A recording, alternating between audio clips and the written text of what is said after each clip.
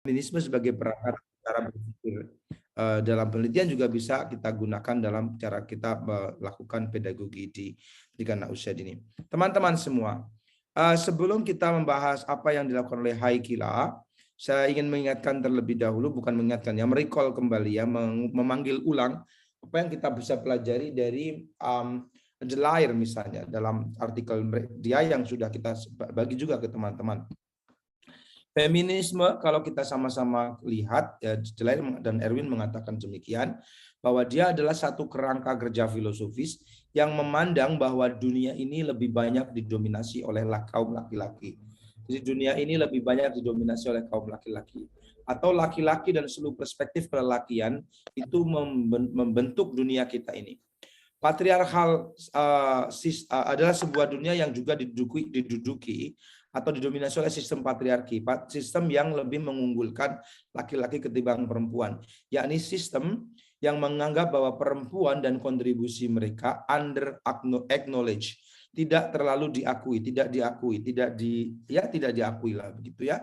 Dan dunia yang di dalamnya perempuan baik secara langsung maupun tidak langsung didorong, digiring menuju posisi-posisi yang posisi-posisi itu memiliki kekuatan sosial yang rendah.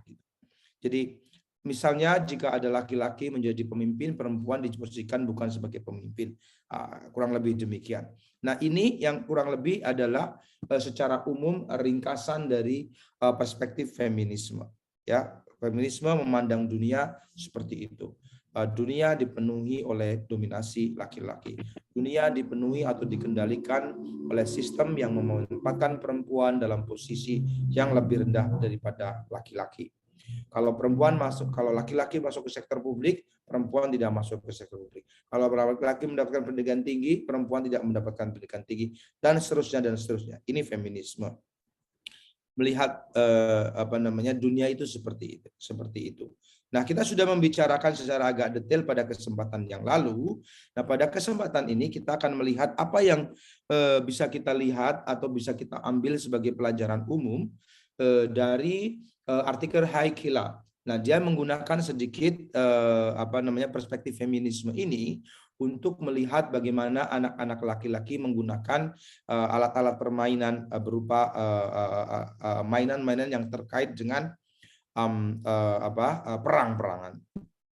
Nah, pertama-tama yang perlu untuk bisa kita menggunakan perspektif feminisme ini, pertama-tama kita perlu mengakui terlebih dahulu. Perlu mengakui terlebih dahulu bahwa early child education adalah suatu societal institution, suatu institusi kemasyarakatan, ya, yang dia promotes the idea, yang dia mempromosikan atau dia mempromosikannya, mendorong ide atau mendukung ide bahwa that some kinds of play, bahwa sejumlah tipe atau sejumlah jenis permainan itu are better than others. Sejumlah jenis permainan itu lebih baik daripada permainan yang lain. Ya, jadi misalnya, Oke. Ya. Sudah mulai? Udah. Oke, makasih Aisyah. Kepencet jadi. Jadi pertama-tama kalau kita ingin menggunakan perspektif feminisme, kita perlu mengakui terlebih dahulu, perlu menyadari terlebih dahulu bahwa ada asumsi, baik tertulis maupun tidak tertulis, ya, bahwa pusat PAUD itu sebagai sebuah institusi kemasyarakatan itu mendukung atau mendorong ide, ya, mendukung ide bahwa some kinds of play, sejumlah tipe atau sejumlah jenis permainan itu are better than others. Dia lebih baik daripada permainan yang lain. Kan? Nah, itu pertama-tama. And this belief is related to norms regarding gender.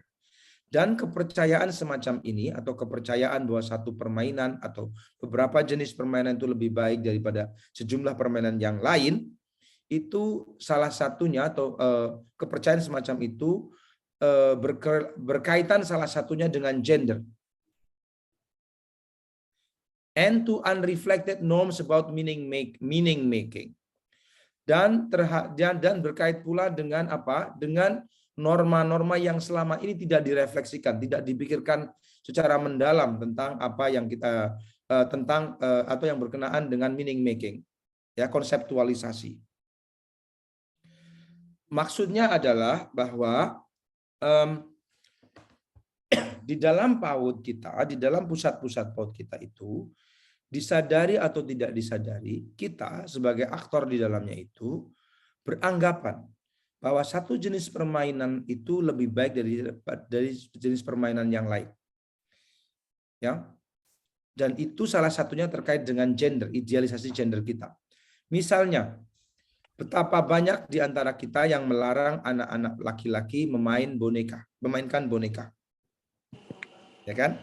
Karena terdapat asumsi bahwa tidak semestinya terdapat asumsi bahwa bermainan boneka adalah pekerjaan atau aktivitas anak perempuan. Karena itu berkaitan dengan peran kepengasuhan bayi misalnya, yang itu secara tradisional merupakan atau dikonseptualisasikan sebagai peran perempuan. Maka bermain boneka itu dianggap sebagai tidak tepat atau kurang baik untuk laki-laki, gitu. Sebaliknya, permainan-permainan yang mengandalkan otot dan menunjukkan boyhood atau masculinity, ya, memanjat, menyepak, berteriak, memukul, menendang, yang menggunakan kekuatan fisik yang besar gitu, itu dianggap sebagai lebih baik untuk dilakukan laki-laki, dan sebaliknya tidak baik jika dilakukan oleh perempuan. Ya, itu yang dikatakan oleh Hegela. Jadi Hegela pertama-tama menyarankan itu dulu. Jadi akui dulu, ya, bahwa pusat PAUD itu punya kecenderungan seperti itu. Karena kalau kita tidak mengakui dan tidak mengidentifikasi hal itu, maka kesulitannya nanti adalah ketika kita menggunakan perspektif feminisme, kita akan kehilangan mana yang bisa kita analisis dengan secara kritis dengan menggunakan feminisme. Kita akan melihat bahwa segala kejadian yang ada di dalam pusat PAUD kita itu, entah itu kata-kata yang diucapkan oleh seorang siswa, entah itu tindakan yang dilakukan siswa terhadap siswa lain, tindakan yang satu siswa lakukan terhadap dirinya sendiri, tindakan yang siswa lakukan kepada guru, tindakan yang guru lakukan kepada siswa, tindakan yang guru lakukan kepada orang tua, tindakan yang guru lakukan kepada sesama kolega guru, tindakan yang guru lakukan terhadap tendik misalnya, itu tidak akan kita sadari sebagai bukan tindakan yang biasa-biasa saja, tetapi ada sesuatu di dalamnya. Ia menyangkut bagaimana orang memposisikan gender dirinya dan gender orang lain, bagaimana orang menganggap atau memposisikan norma. Apa norma yang dia ikuti, apa norma yang dia anggap benar. Misalnya, saya pernah menceritakan, saya kira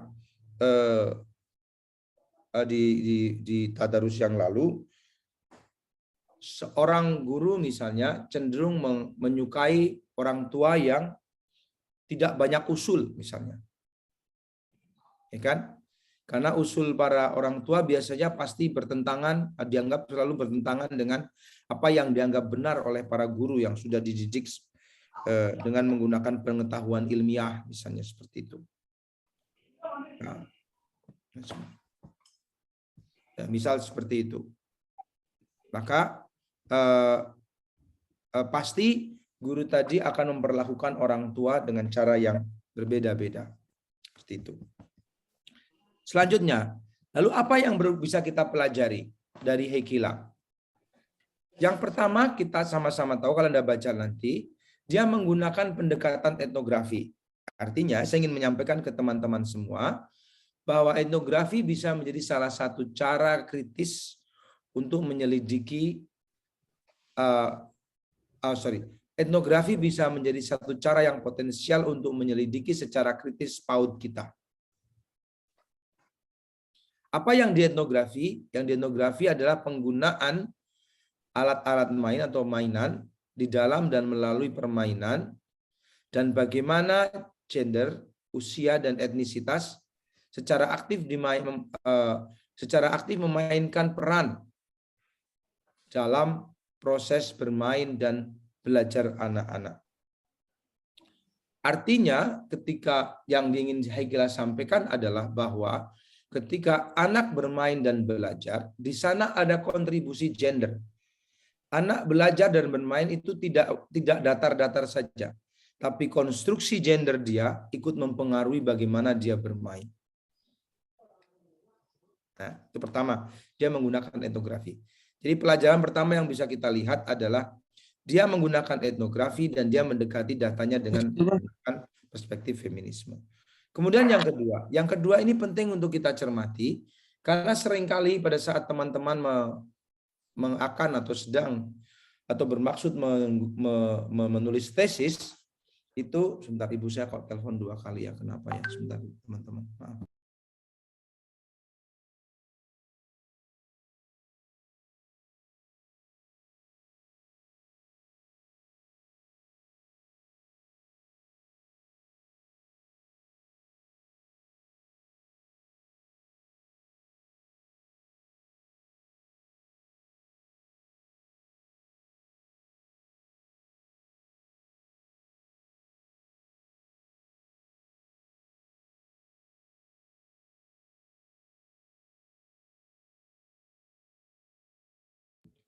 Nah, yang kedua juga perlu kita perhatikan, ada 19 partisipan anak di dalam riset ini.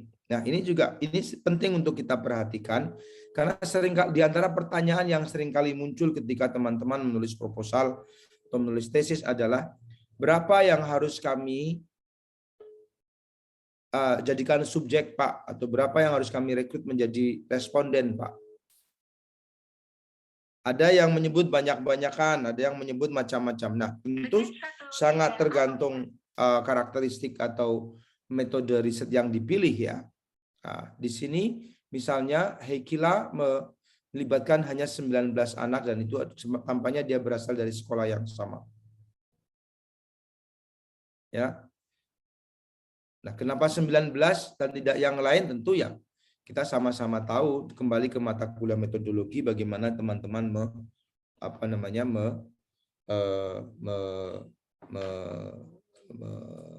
memilih sampel atau responden atau partisipan.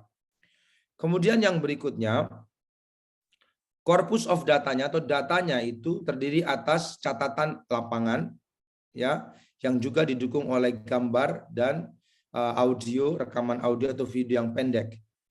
Dan dia itu selama 1 minggu si Heikila ini datang ke tempat risetnya itu, setting risetnya antara 1 sampai 2 hari dalam 1 pekan. Kita tahu di risetnya Kak Vina itu dia menyebutkan dia setiap hari datang selama sekian bulan seingat saya. Dan spend sekian jam di pusat PAUD yang tempat Kak Vina itu meneliti. Ini si Heikila ini 1 sampai 2 hari per minggu. Kak Vina di salah satu papernya dia mengatakan dia datang setiap hari ke pusat PAUD-nya. Nah, ini kemudian ada kaitannya dengan metodologi ya, teman-teman. Nanti ada kaitannya dengan metodologi. Yakni kalau kita dengan kualitatif menyebutnya sebagai thick description. Kenapa perlu benar-benar immerse, perlu benar-benar mencelupkan diri ke dalam setting penelitian? Karena dengan cara itu sajalah kemudian seorang peneliti bisa memberikan thick description atau deskripsi yang tebal terhadap setting penelitian atau terhadap kajian, terhadap objek atau subjek yang dia kaji. Kalau dia hanya datang sekilas, dia tidak akan pernah sampai pada deskripsi imersi, ketercelupan dia ke dalam setting penelitian dan oleh karena itu pasti hampir dapat dipastikan tidak dapat menunjukkan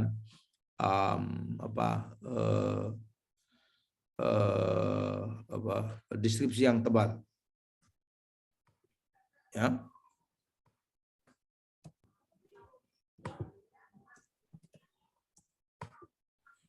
Kalau ada Ibu Kaprodi dan yang lain-lain dan saya tidak bisa melihat di layar saya, mohon maaf, saya juga ingin menyampaikan selamat Hari Raya Idul Fitri, taqabbalallahu minna wa minkum. Taqabbal ya karim. Moga-moga sih nggak ada, tapi kalau ada, saya mohon maaf kalau saya nggak menyapa. Sudah saya jamak tadi. Nah, kemudian yang berikutnya adalah ethical aspects. Karena ini riset dengan anak, bukan hanya dengan anak sesungguhnya, setiap riset pasti punya aspek etisnya.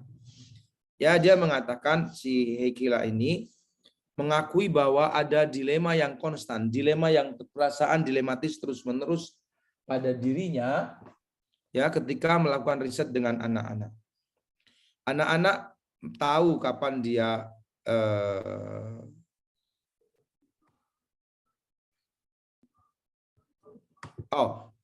salah satu dilema yang dialami seorang periset anak adalah dia tahu kapan anak-anak itu merasa baik-baik saja jika ada orang lain di situ, dan kapan anak itu merasa tidak baik-baik saja.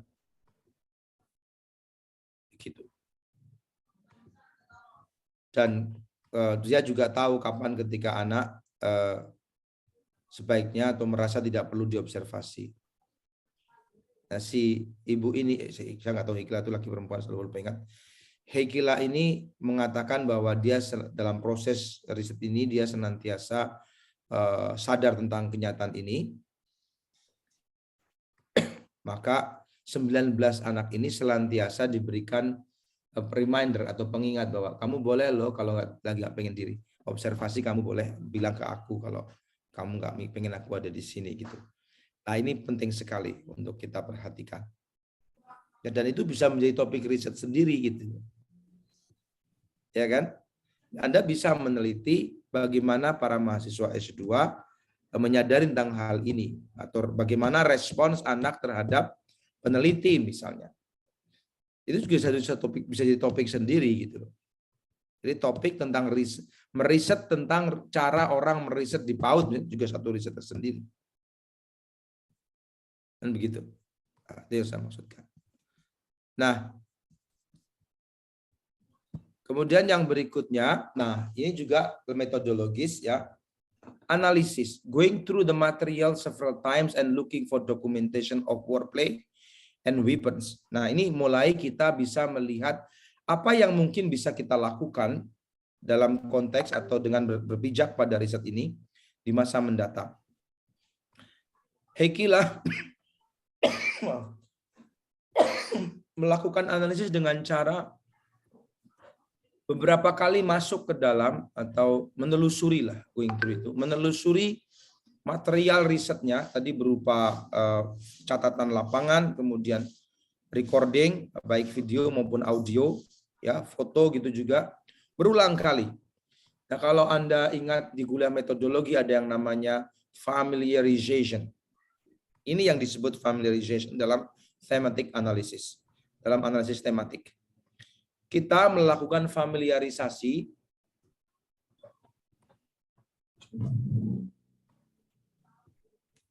kita mencoba untuk mendekatkan diri.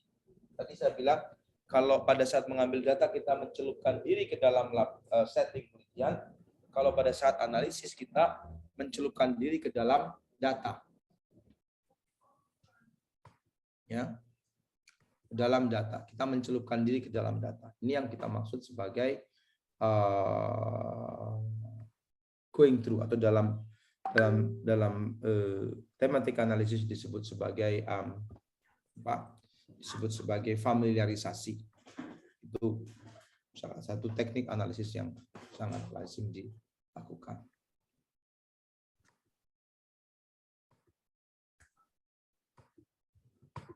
Oke. Apa yang dilakukan di dalam dia menelusuri itu? Dia menelusuri apa? Menelusuri dokumentasi of wordplay and weapons. Permainan perang-perangan dan senjata-senjataan. Ya. Yang sudah dicatat atau didokumentasikan. When these were found, the observation were thoroughly read and reflected on, especially in relation to earlier research. Ketika dokumentasi itu ditemukan, misalnya Anda akan melakukan video recording nih, ya kan? Lalu dalam durasi yang video yang durasinya mungkin 10 menit 7 menit, kapan lagi mungkin 15 menit, kapan lagi mungkin berapa menit, atau catatan lapangan misalnya melihat hari ini si X sama si Y main perang-perangan, hari ini si B dan si D membuat senjata-senjataan misalnya gitu. Nah, itu kemudian diobservasi atau diikuti lebih lanjut dan direfleksikan.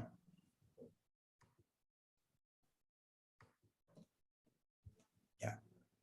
Lalu dari situ kemudian tergantung nanti mau kemana arahnya. Kalau riset ini tidak cukup jauh, dikira ke arah gendernya, kita bisa melihat ya bagaimana aspek atau bagaimana gender atau bagaimana gender itu bisa atau bagaimana gender ditampakkan di dalam permainan itu.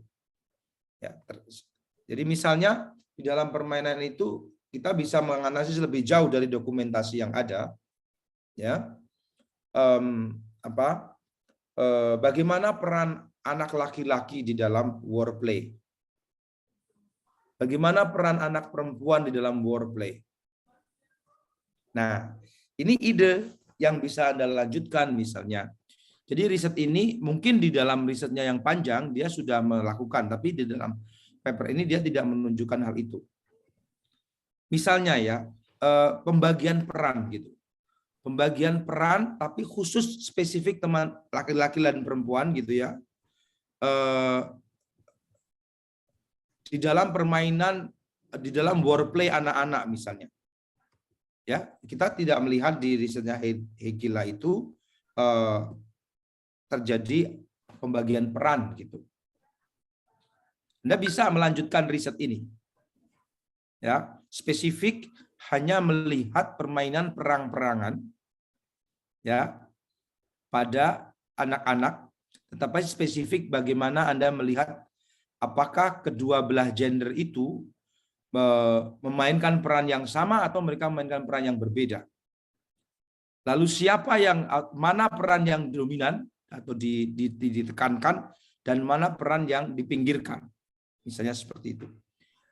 Kalau kita melihat ya misalnya di dalam sejarah Kristen ada tokoh yang namanya Joan of Arc misalnya gitu. Atau di dalam sejarah Islam kita mendengar Aisyah pernah memimpin perang Jamal misalnya. Ya toh, misal seperti itu.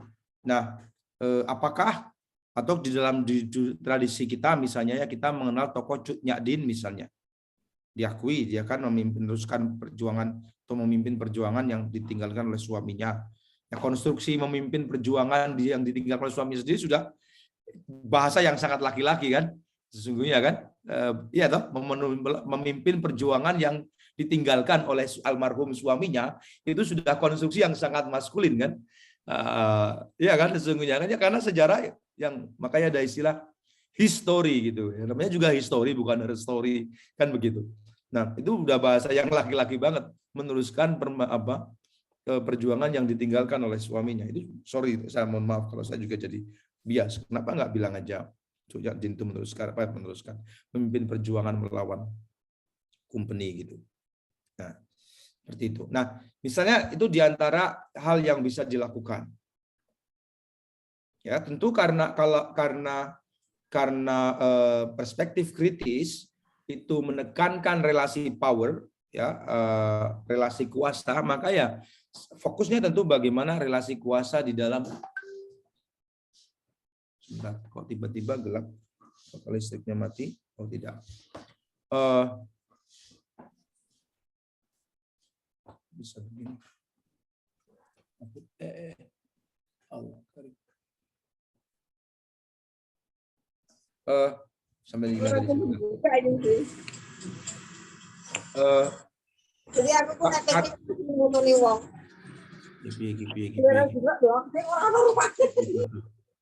Mia. Saya lanjutkan. Karena perspektif kritis itu menekankan pada analisis relasi power, maka kita fokusnya juga di situ.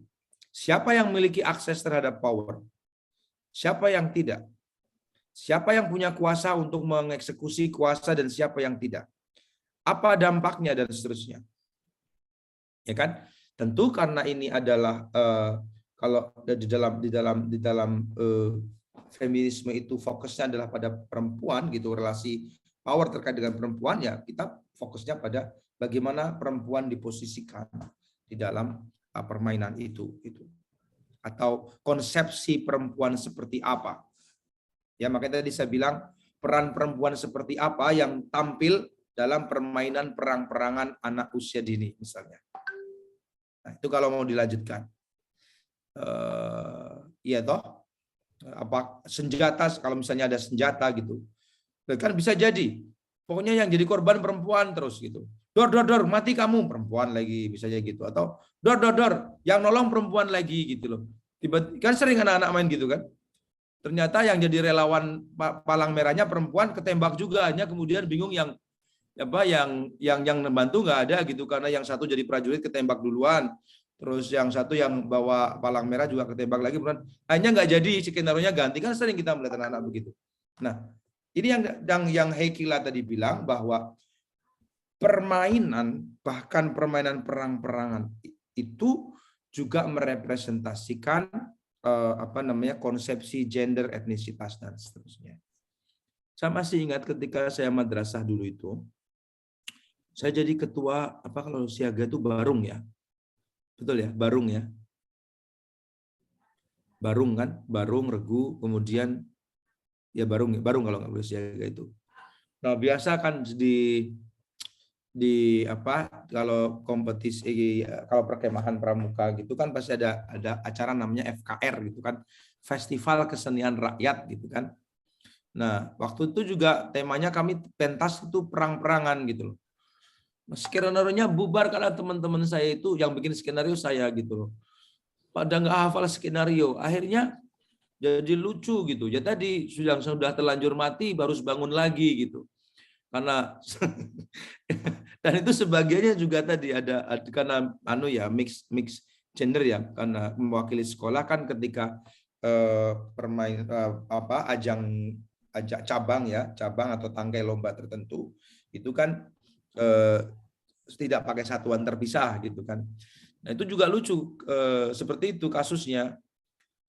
Jadi yang salah mati gitu loh, salah korban yang tertukar lah kira-kira begitu. Dan kebanyakan ya anak-anak yang tadi saya ceritakan tadi itu yang perempuan dan seterusnya gitu. Hanya ya jadi kacau gitu loh. Yang harusnya mati nggak mati. Kadang-kadang ya tadi lah anak-anak tuh kadang-kadang lucu dan punya preferensi, yang mati kamu saja bukan saya dan seterusnya, pasti ada. Di situ banyak bisa dianalisis lebih lanjut.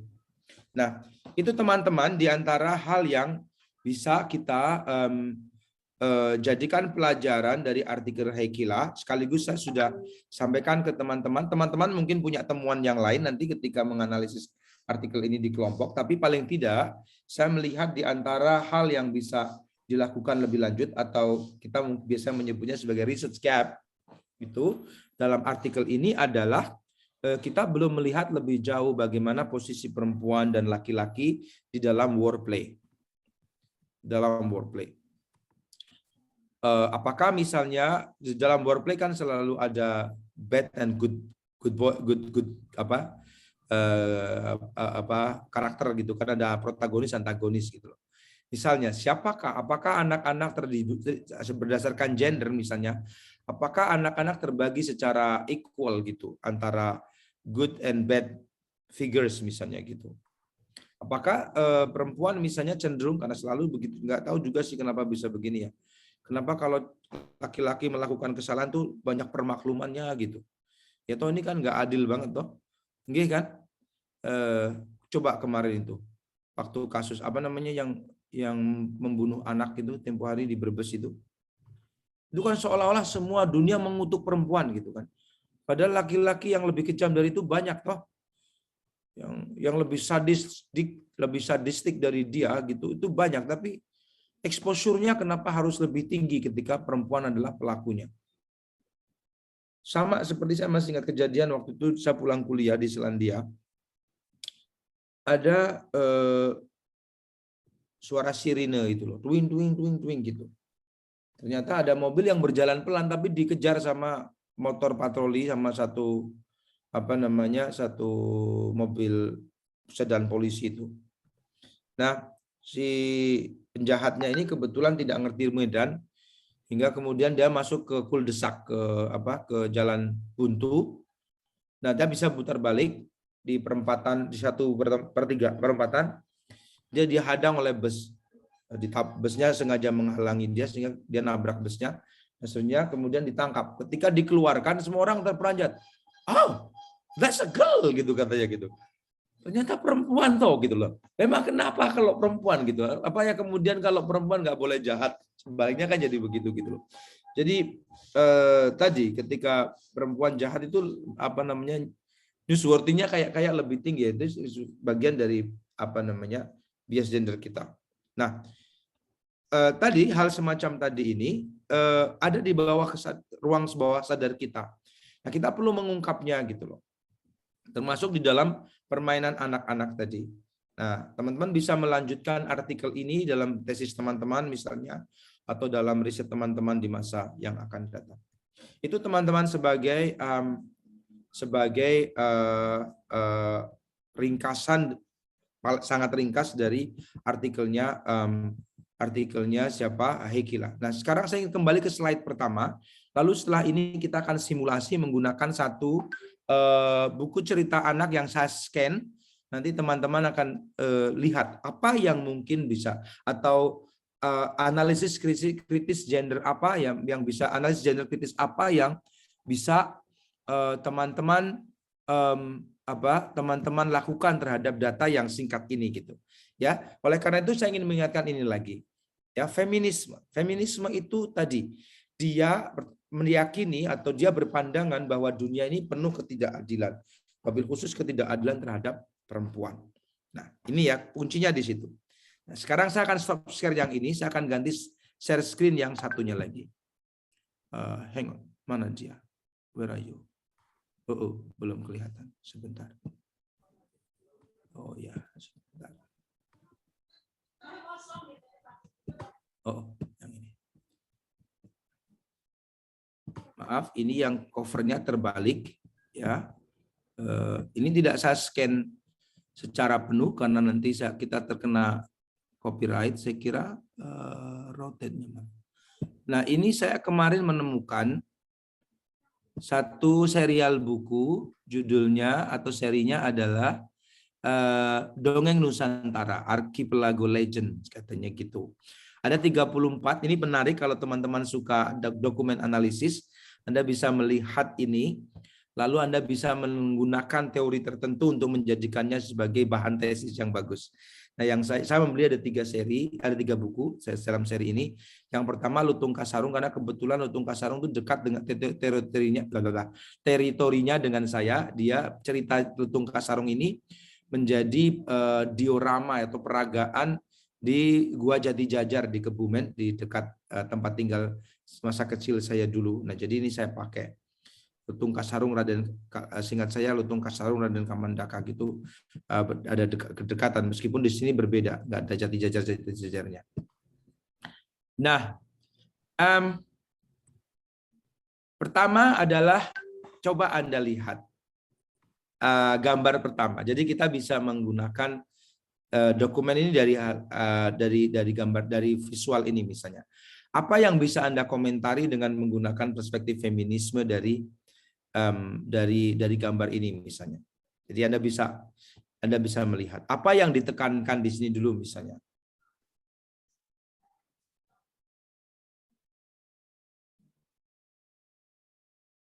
Coba, Anda boleh berspekulasi. Boleh bebas Anda bicara. Kita akan selesai jam 10.15.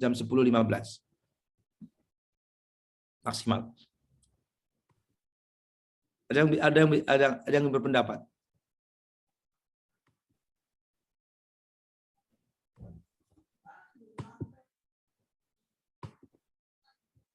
Ayo. Coba.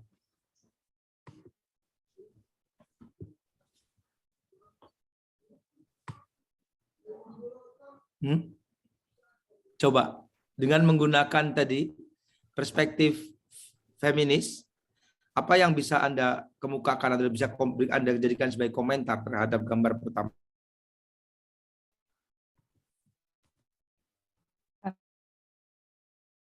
Kenapa Bu Truli? kurang terbuka gitu. Yang laki mungkin lebih terlihat apa ya? Lebih karena gitu. mungkin ini raja gitu. Jadi dia lebih mewah gitu. Oke, sementara perempuannya Lebih seksi. apa? Seksi. Siapa yang bilang tadi? Saya Pak. Soalnya pakaiannya kan sebenarnya. Ini siapa yang bicara siapa? Saya nggak bisa lihat terus terang. Sorry Pak. Bu Ariati. Bu Ariati, silakan Bu Ariati. Ya, silakan. Maaf Pak. Saya Ariati. Ya. Kalau saya lihat dari penampilan, Bapak bilang kan buku cerita anak-anak ya Pak. Tapi kok penampilannya dewasa gitu loh. Itu juga jadi poin mungkin Pak. Salah satunya perempuannya kelihatannya jadi lebih menonjol, diseksi-seksikan gitu loh. Oke. Diperlihatkan lebih detail gitu istilahnya. Oke, good. Ya. Waalaikumsalam.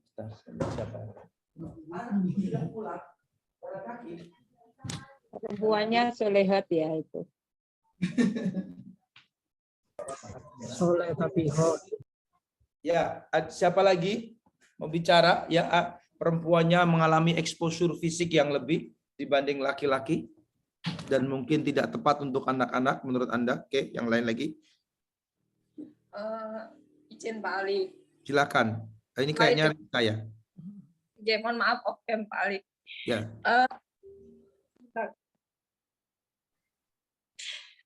Ini bajunya menurut saya tidak sesuai dengan settingnya. Ya ini, ya oke, good. Ini bisa pakai postkolonial.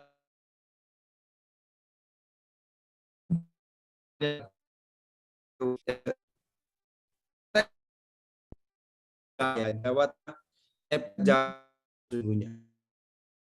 Putrinya pakaian putri Monaco gitu kan.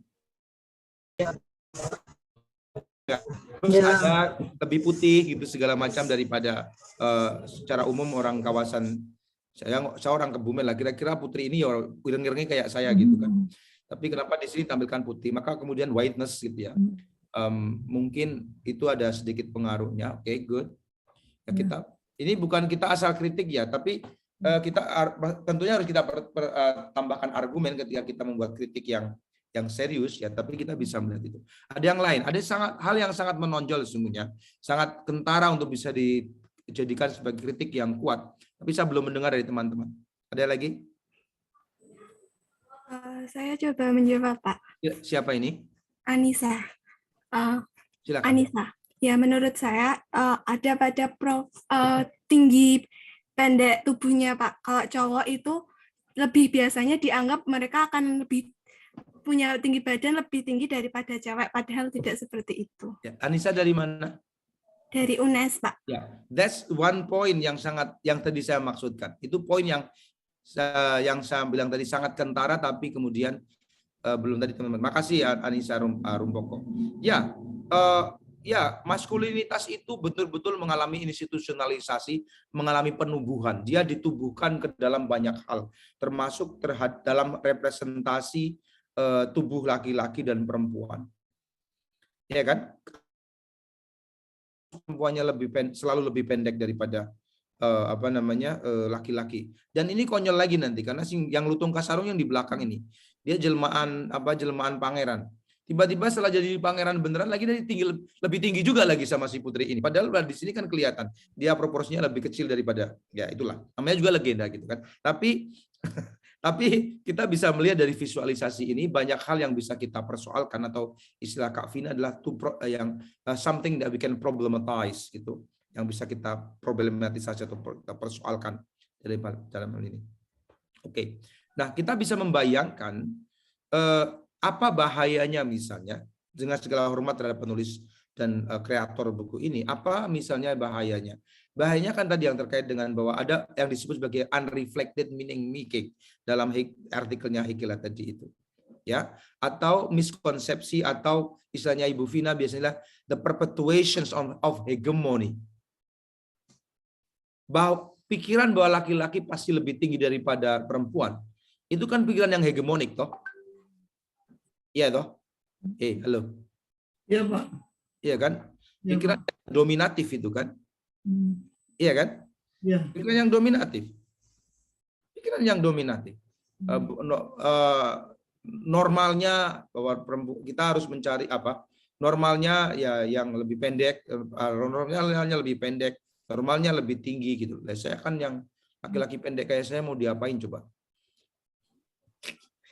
Ibaratnya kan begitu gitu kan. Nah, artinya kemudian ide atau gagasan semacam itu mengalami istilah Ibu Vina itu perpetuations, mengalami pelanggengan melalui salah satunya ini gambar atau visualisasi semacam ini. Itu yang kemudian oleh Bapak Marek Tesar disebut sebagai the governance of the governance of childhood through stories. Pengelolaan atau pembentukan masa kanak-kanak, ya, manajemen masa kanak-kanak atau pembentukan masa kanak-kanak melalui cerita. Ya, karena di situ ada proses normalisasi, menormalkan bahwa normalnya orang perempuan itu lebih pendek daripada laki-laki, normalnya laki-laki lebih pendek, lebih tinggi daripada perempuan, normalnya laki-laki kalau raja dia harus divisualisasikan lebih mewah dari putrinya begitu. Ini dua-duanya putri, dua-duanya anak raja gitu. Yang satu dari kayangannya, yang satu dari alam dunia. Kita lanjutkan. Good, teman-teman. Saya senang sekali dengan komentar teman-teman. Pak Ali, maaf Pak. Yes. Ada lagi mungkin Pak yang jadi komen, mungkin kalau untuk story mungkin banyak difokuskan pada wanita yang lebih lebih harus jadi objek pilihan. Oh iya. Ya, ini juga satu hal lagi. Terima kasih Ibu. Itu juga komentar Ibu saya kira juga penting sekali untuk kita lihat. Nah, kita akan saya akan rotate dulu biar bisa dibaca. Mari kita baca penggambarannya. Tadi kan visualnya ya. Jadi kalau kita melakukan analisis dokumen, teman-teman boleh menganalisis dari visualnya sampai ke kontennya. Nah, ini tapi tidak akan panjang lebar membahas hal itu, tapi itu yang biasa dilakukan salah satunya itu. Kok jadi gini? Kenapa bisa begini? Oke, nggak apa-apa begini. Oke, nih. Coba, apalagi yang Anda bisa kritik dari atau Anda bisa sampaikan komentar yang sifatnya critical feminis?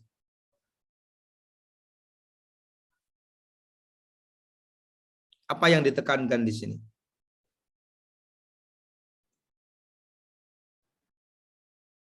Wajahnya yang cantik jelita, Pak. Oke, artinya penekanan pada Fisik. Fisik Pak dan penampilan. dan fisik. Karena dia perempuan maka ditampilkan kecantikannya. Lalu apa lagi yang Anda lihat visible dan apa yang invisible? Apa yang ditampakkan dan apa yang disembunyikan?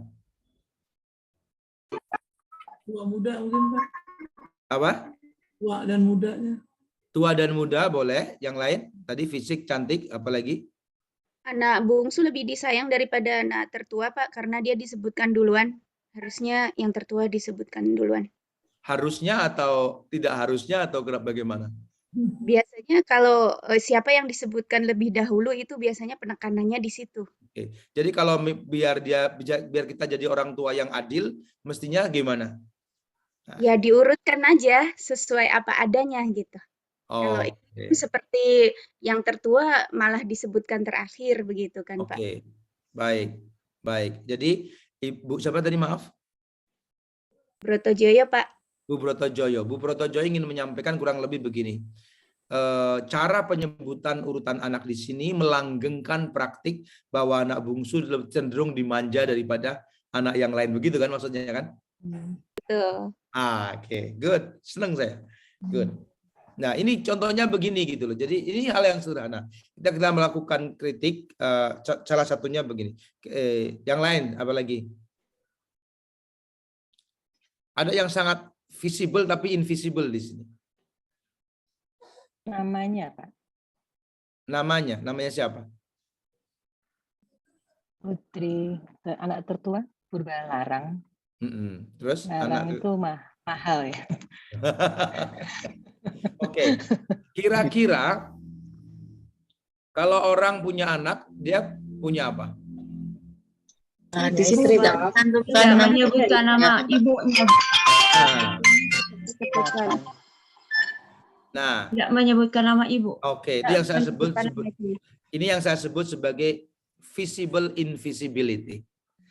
Jadi yang dalam buku saya yang ini, di buku saya ini saya menyebut ada satu frasa yang saya sebut di buku ini, saya sebut sebagai wacana penglimunan. Limun itu kalau dalam sistem kesaktian tanah Jawa dulu limun itu aji penglimunan itu aji atau ajian untuk menghilangkan diri. Kalau di Harry Potter itu jubah apa yang membuat orang masuk ke dalamnya itu invisible itu gak kelihatan itu loh. Ya di film Harry Potter itu. Nah, jadi di sini ibunya dibikin invisible. Bapak ini kan ya tidak kawin sama pohon pisang kan? Pak Tapagung ini kan. Nah, maksud saya seperti itu gitu loh. Oke. Nah, ini juga contoh pelanggengan terhadap bahwa sistem bin itu loh. Sistem bin. Ya kan? Nah, gitu. Ibunya yang mengandung 9 bulan. Kita disuruh menghormati ibu. Ibumu yang mengandung 9 bulan. Dia menyusuimu dengan payah dan susah.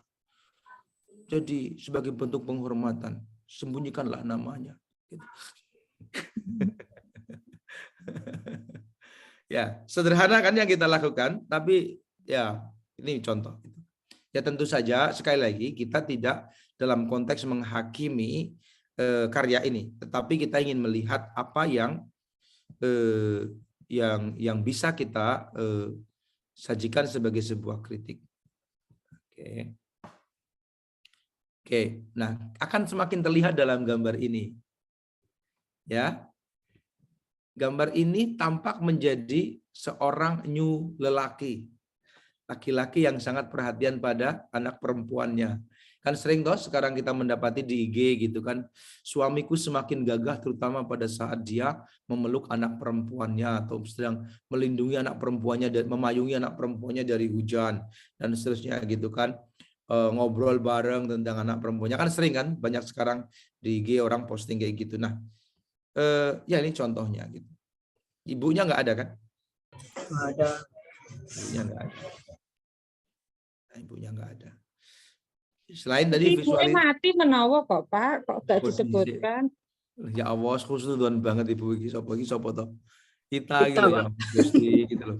Ya ibu mati mbok dimongke almarhum dikirimi Fatihah. Gitu kan ya sopan gitu loh. Mosok terus ngilang-ngilangke gitu loh.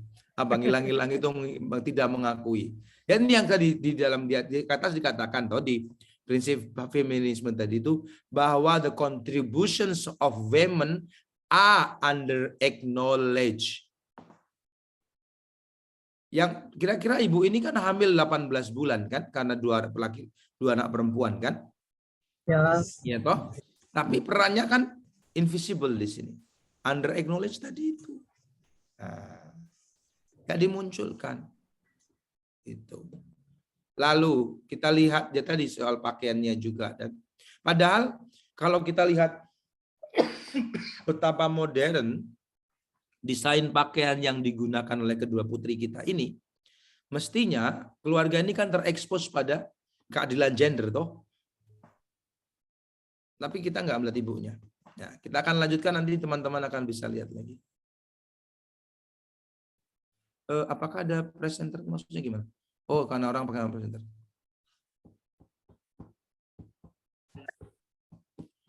Ya ini, yang ini coba gimana? Ada nggak yang bisa di?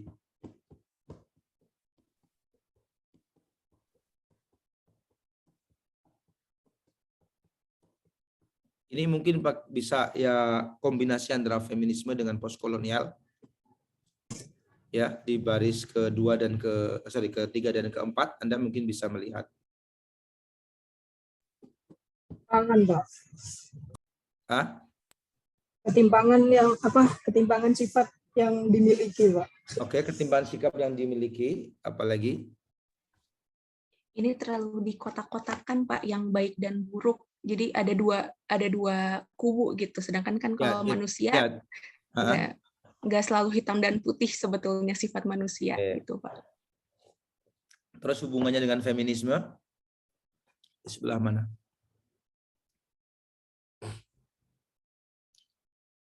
Nah, ini kita bisa melihat di sini salah satunya adalah kita bisa mengkombinasikan antara perspektif feminisme dengan postkolonial.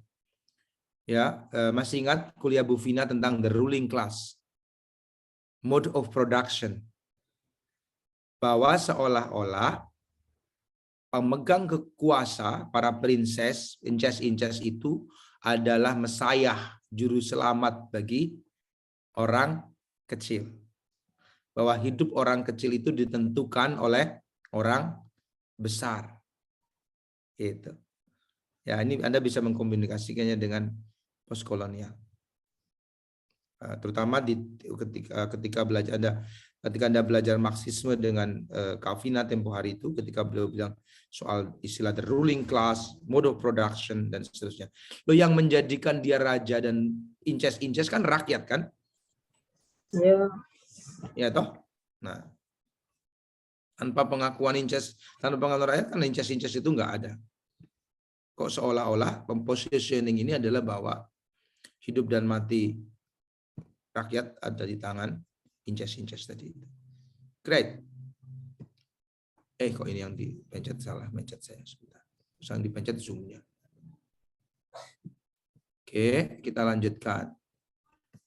Ini nggak banyak kok, cuman sedikit aja untuk hiburan teman-teman. Nah, ini tadi yang visualisasi tentang yang iri dengki dan menolong rakyat tadi itu loh. Yang ini memandang rendah si siapa? Si Purbasari, Purbalarang.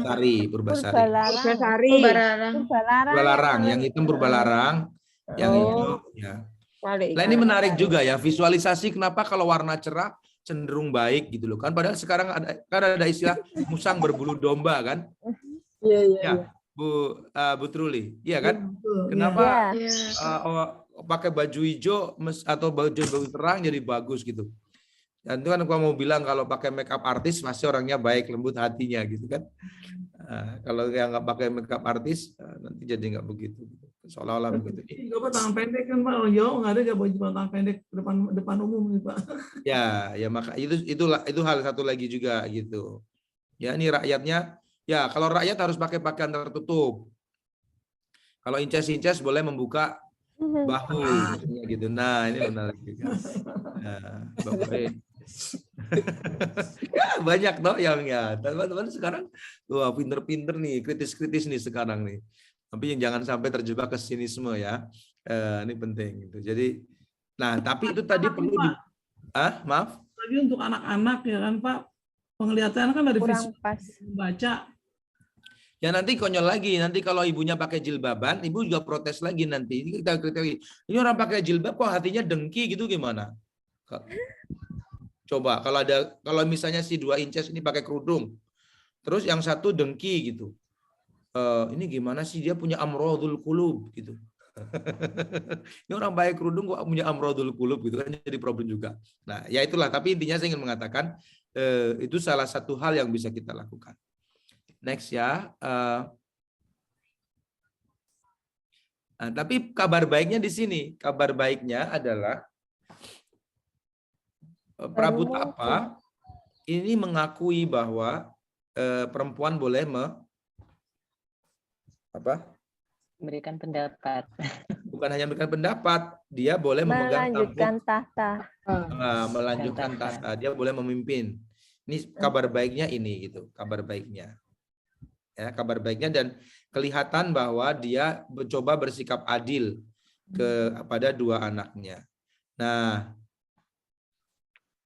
tetapi ada satu lagi, ada satu gambar yang tidak terscan. Oh ya nih, coba baris kedua dibaca. Baris kedua dari atas dibaca. Ada permaisuri. Baru muncul. Kata ibunya, tapi gambarnya nggak ada. Nah, permaisuri disebut lagi, di depan malah nggak disebut. Sekarang disebut di depan, tapi dia pun tidak terbayang. Emang jahat laki-laki itu, punya istri, dia dibayangkan juga istrinya. Nah, ya kan, permaisuri yang melihatnya menjadi iba. Nah, permaisuri melihat di mana permaisurinya nggak ada. Iya toh? Ya, contoh. Itu loh Pak, tak bayangkan topeng di sebelahnya aja Pak. Ya, ini contoh. Ya, coba lihat. Permaisuri yang melihatnya menjadi iba, tapi mana permaisurinya? Yang terbayang di pikirannya hanya si Purbasari dan Purbalarang. Ya. Nah, ini sudah terpotong sudah. Jadi ada pada scene berikutnya nanti si Purbalarang itu sama tunangannya namanya Indrajaya kalau nggak keliru. Itu memfitnah dan menyantet si siapa? Menyantet si Purbasari. Nah, tukang santetnya Perempuan.